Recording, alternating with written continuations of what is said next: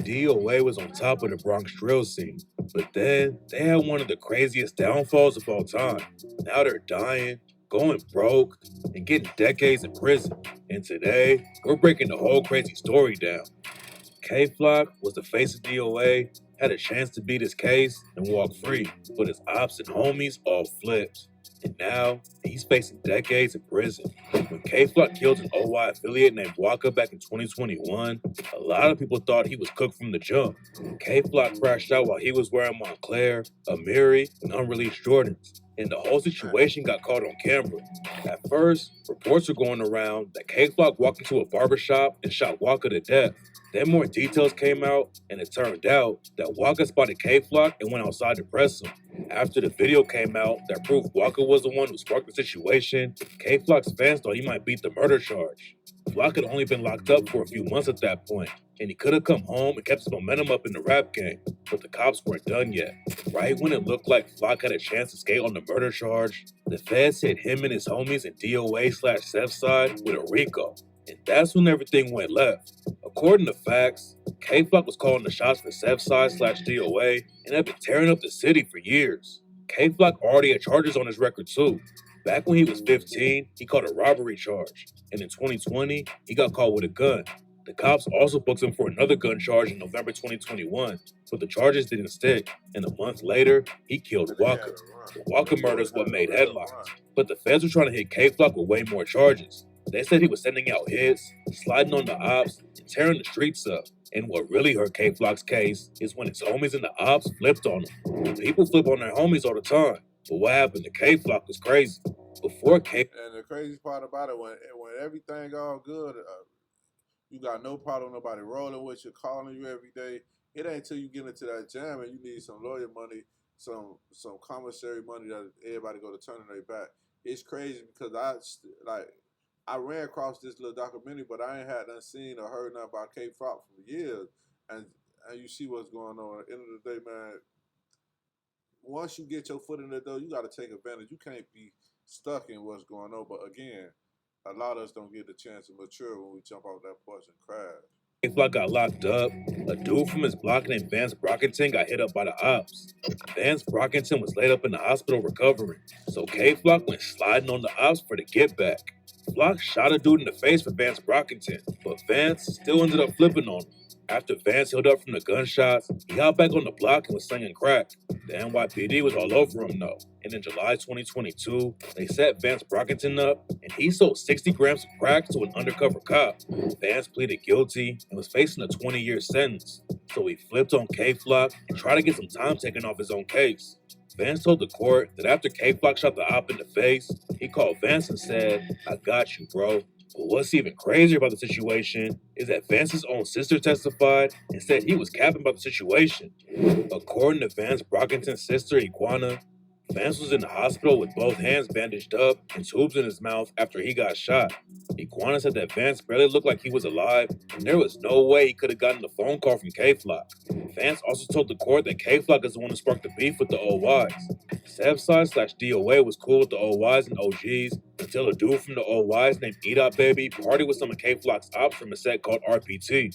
There was allegedly some more drama going on behind the scenes, but Vance Brockington said that K-Flock was the one who wanted all the smoke with the OYs.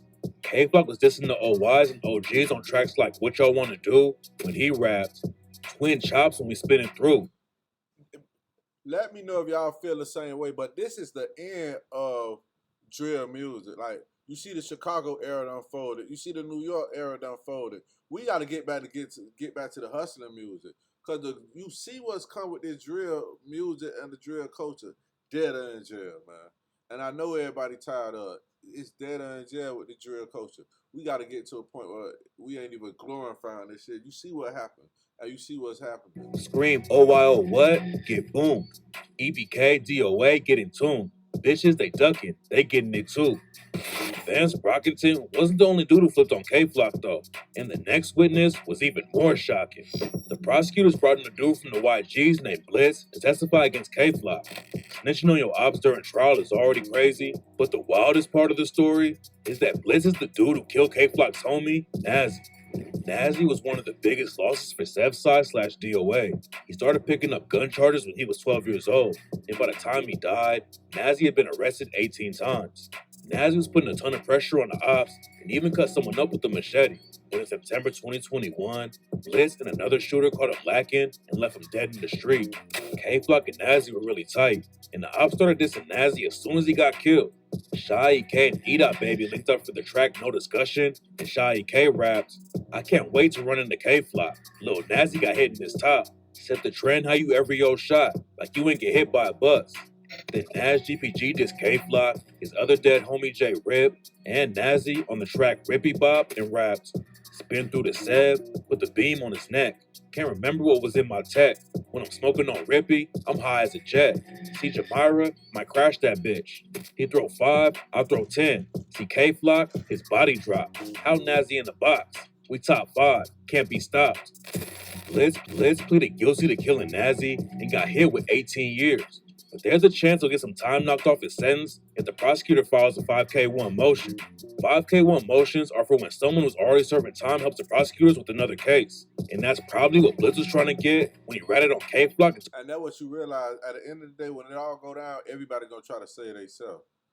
The ops, your homeboys, when it all go down and everybody in that wall by themselves, behind closed doors, knowing it's 20, 30, 40, life on the line, man, they gonna fold every time, man. Don't get tricked. So this all my young YNs out. Don't get tricked with the street politics, bro. Stay away. Build you something. You see the podcast, you see the blogging. Build you something. Stay away from these streets, man. Took the stand. 7 other dudes from Southside and Third Side got booked on the Rico case with K-Flock, and the feds said they were involved with at least 7 shootings in the Bronx, and that K-Flock was allegedly ordering dudes to slide with him on the ops. K-Flock and 2 of his homies allegedly shot an op in 2020. Then 1 month before K-Flock killed Waka, he slid on RPT with 2 other DOA affiliates, and one of them started shooting out of the sunroof of the whip. BJ Balla was with K-Flock when that crash out, and he was facing federal attempted murder charges and could have gone down for life. BJ Balla decided to plead guilty instead of taking it to trial though, and in 2025, he got hit with a 13-year sentence. When K-Flock got booked on the original murder charge, he scored a huge win and hired a dude named Jeffrey Lichman to defend him. Jeffrey Lichman is a famous lawyer who worked with El Chapo, so Flock's fans thought it was huge when he took the case. But after the feds hit K-Flock with the Rico case, everything went left. K-Flock decided to take it to trial, and the feds posted a list of the evidence they were going to use against him.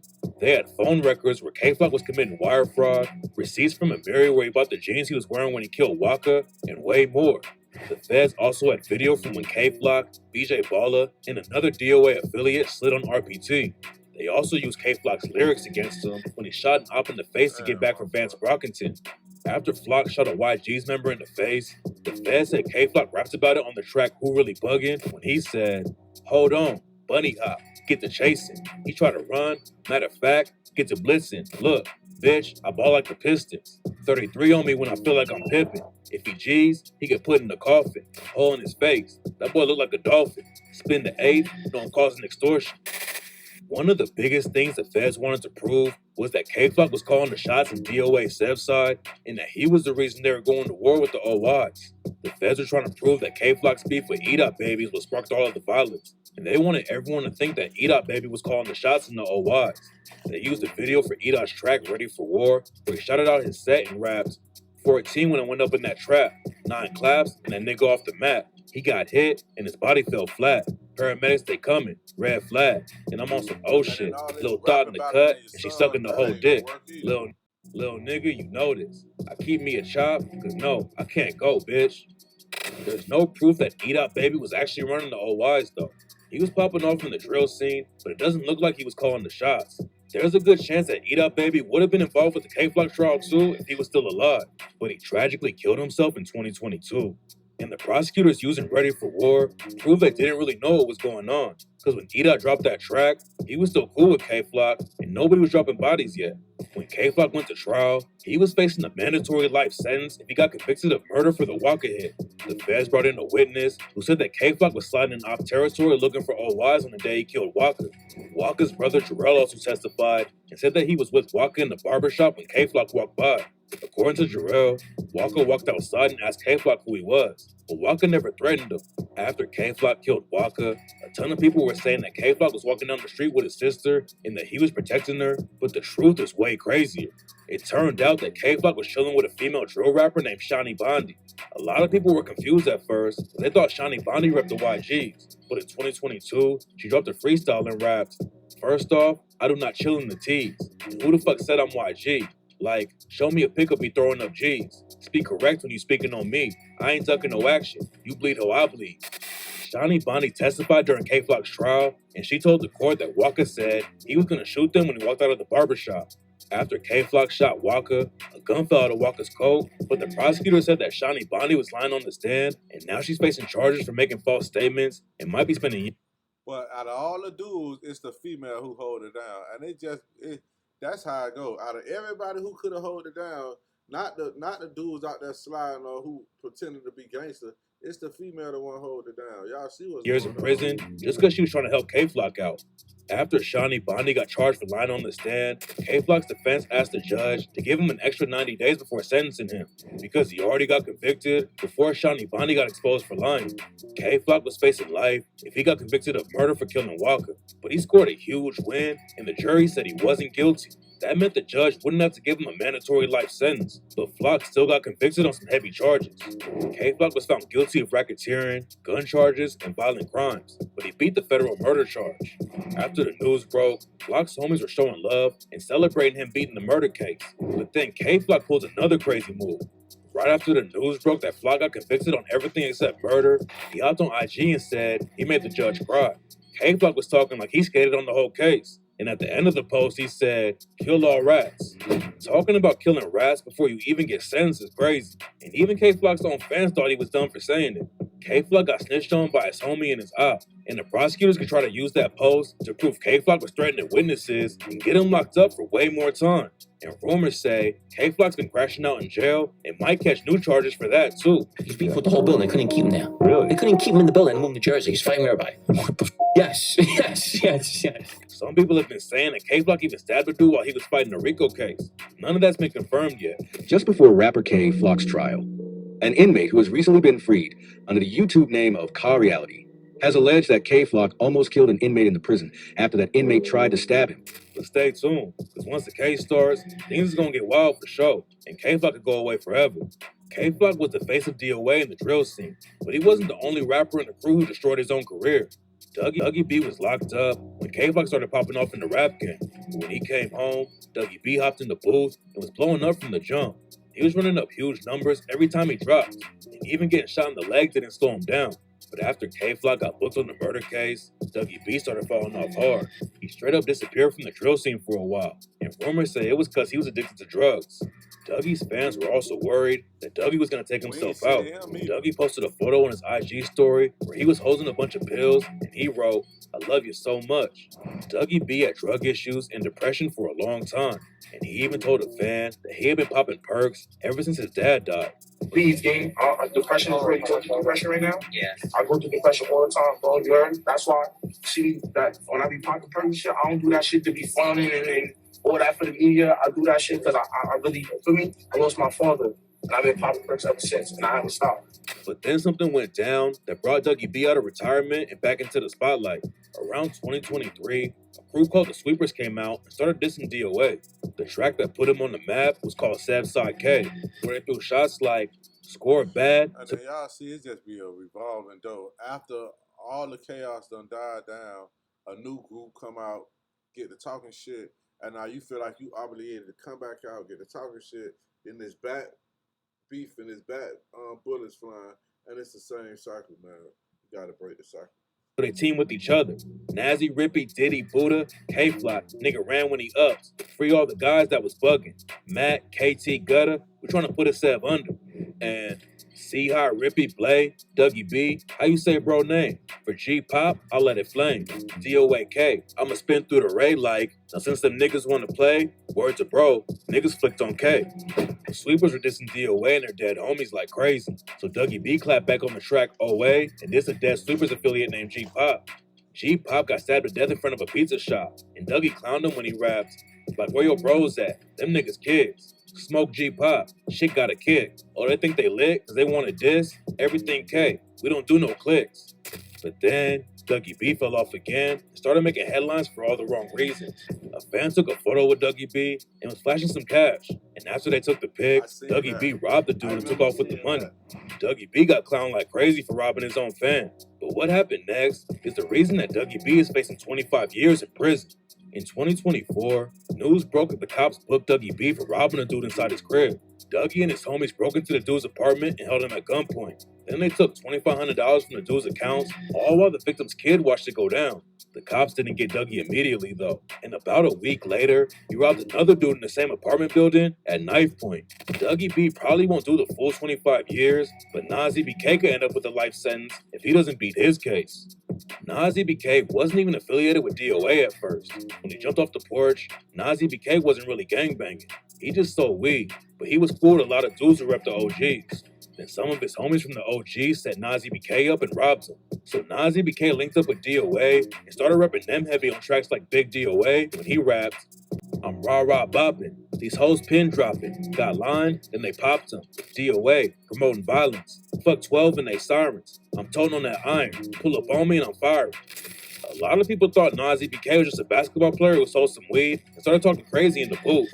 But then he shocked everyone when he got booked for catching a body in the middle of Times Square. Times Square might be the worst place in the world to crash out, but that didn't stop Nazi BK from allegedly killing a dude on camera and getting booked on a murder charge. Nazi BK had a ton of momentum in the drill wave and had some huge hits like the track OYK. He was also doing YouTube pranks and popping off on social media. But then he threw it all away and might never come home now. C Blue was putting on for DOA in the drill scene too.